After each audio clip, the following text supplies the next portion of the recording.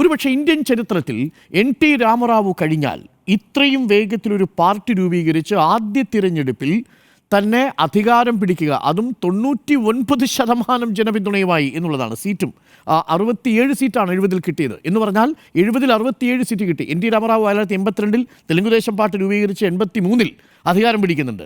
അതേപോലെ ഇന്ത്യൻ രാഷ്ട്രീയത്തിൽ വേറെ ഒരു നേതാവിനും അത് സാധിച്ചിട്ടില്ല. അതായത് ഒരു പുതിയ പാർട്ടി രൂപീകരിച്ച് തൊട്ടടുത്ത വർഷം അധികാരത്തിലേക്ക് ഇത്രയും വലിയ ജനപിന്തുണയോടുകൂടി വരിക, അതും ചുരുങ്ങിയ നാളുകൊണ്ടൊരു ദേശീയ നേതാവിൻ്റെ പ്രതിച്ഛായയിലേക്ക് വരിക. നമ്മൾ ആഗ്രഹിച്ചില്ലേ തെരഞ്ഞെടുപ്പിൽ അരവിന്ദ് കെജ്രിവാൾ കേരളത്തിൽ പ്രചരണത്തിന് വരുമോ? ഇവിടെ കേരളത്തിൻ്റെ വിഷയം സംസാരിക്കാൻ, ദില്ലിയിൽ കേരളം അടക്കമുള്ള സംസ്ഥാനങ്ങളുടെ കാര്യം സംസാരിക്കാൻ അന്ന് ഏറ്റവും കൂടുതൽ ആളുകൾ കാത്തിരുന്നത് അരവിന്ദ് കെജ്രിവാളിനെയാണ് ദില്ലിയിൽ. അപ്പോൾ ഒരു നാഷണൽ ഫിഗറായി അരവിന്ദ് കെജ്രിവാൾ മാറി. നരേന്ദ്രമോദിയെ എതിർക്കാൻ കഴിയുന്ന ഒരു ഇന്ത്യ മുന്നണിയുടെ ഒരു വലിയ നേതാവായി അരവിന്ദ് കെജ്രിവാൾ മാറുമെന്ന ധാരണയുണ്ടാകത്തക്ക രീതിയിൽ മാറുന്നു. നേരത്തെ പറഞ്ഞതുപോലെ പഞ്ചാബിൽ, ഹരിയാനയിൽ, അതേപോലെ ഗുജറാത്തിൽ ഒക്കെ ആം ആദ്മി പാർട്ടി അവരുടെ സാന്നിധ്യം അറിയിക്കുന്നു എന്നുള്ള ഒരവസ്ഥയിലേക്ക് എത്തുന്നു. അപ്പോൾ ഈ ഒരു രാഷ്ട്രീയത്തിന് ഈ തിരഞ്ഞെടുപ്പ് കൊണ്ട് എന്ത് സംഭവിക്കുമെന്നുള്ളതാണ് എന്നെ സംബന്ധിച്ചുള്ള ഏറെ പ്രധാനപ്പെട്ട കൗതുകം. നേരത്തെ ഇവിടെ ഈ ഫ്രീ ബി പൊളിറ്റിക്സിനെ കുറിച്ച് പറഞ്ഞുകൊണ്ട് ഞാൻ അതിലേക്ക് പോകുന്നില്ല. പക്ഷേ അതുണ്ടാക്കുന്ന ഒരു നെഗറ്റീവ് എഫക്റ്റ് ഉണ്ട്.